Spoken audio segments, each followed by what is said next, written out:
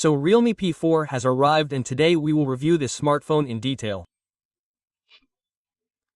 Be it camera, performance or gaming, we will use all the things practically and I will tell you whether you should buy this phone under 16,000 or not, or should you go with some other smartphone in this price range.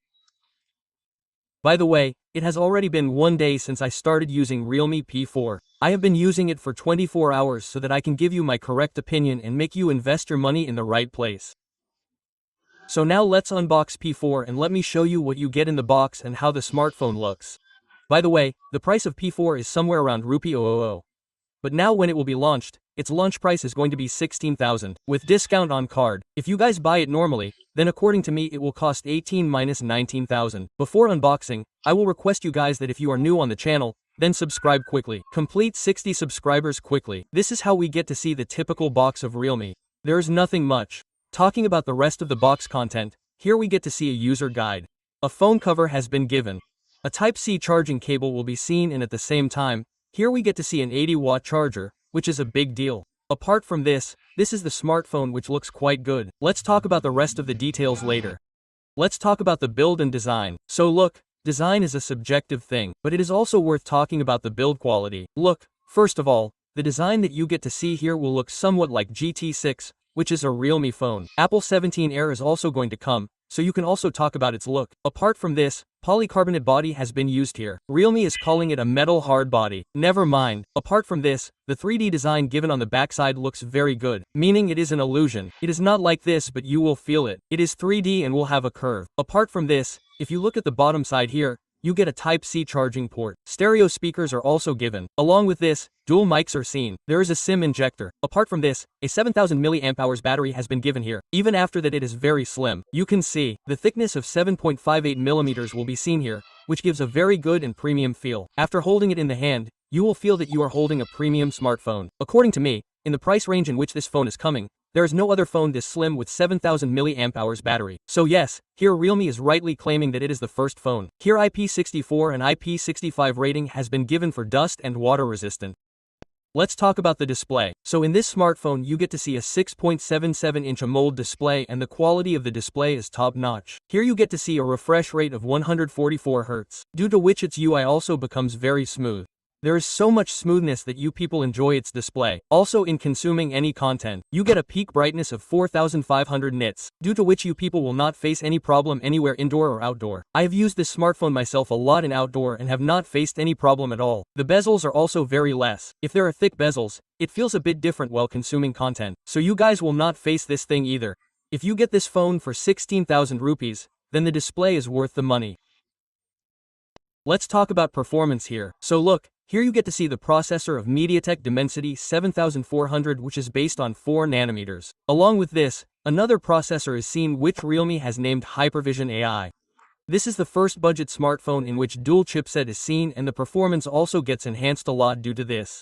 I myself have done daily day-to-day tasks with this phone, and here I have not faced any issue like hang or lag, to be very honest. Along with this, you guys will definitely enjoy the smoothness of the UI after using it. 144 Hz has been used perfectly here. It is not that this is for gaming, so this thing was very good about it. Apart from this, UFS 3.1 storage is available, which again, you do not get to see much from any company in this price range. I also checked out its final score. It was coming around 7600, which is a very good thing.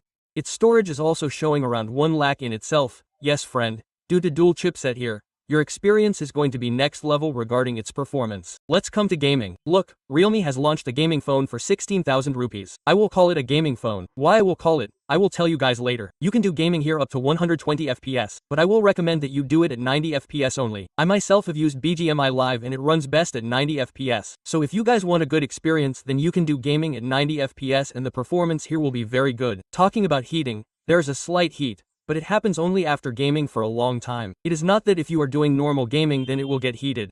That thing will not be seen here. Talking about the camera, here you get to see triple camera setup inside this phone.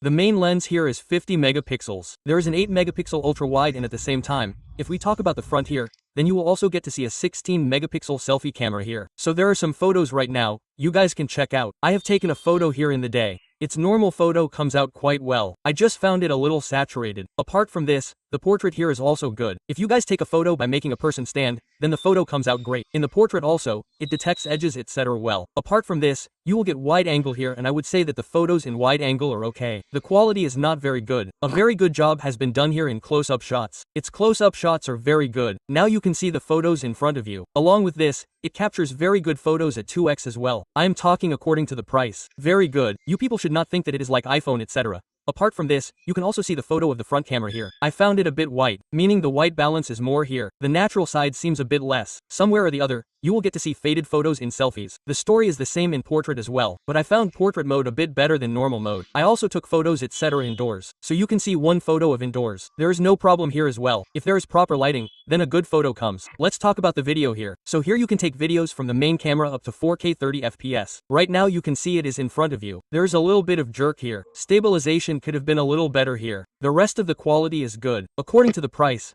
I will not complain much about the video quality. If the minor issue of flickering is not there, if it is fixed after the update, then its video will come out very amazing. If you take it from wide angle, then the quality comes out quite well in wide angle also. But do not have that much expectation because only 8 megapixel lens has been given here. Along with this, I am putting in front of you how the video quality comes from the front camera here. You guys check it out yourself. So right now I am shooting a video from the front camera of Realme P4. Here also only the option of 1080 30 FPS is available. There is no option of 4K, and the quality is in front of you.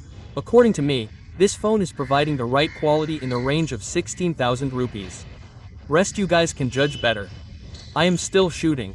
I don't have any idea right now. I will be able to tell only after I see its rock clip.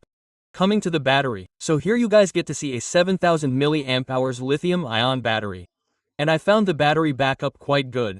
That means even if you guys use it a lot, it easily provides 1.5 day battery backup. Talking about ideal battery backup, only 2 to 3% has been seen.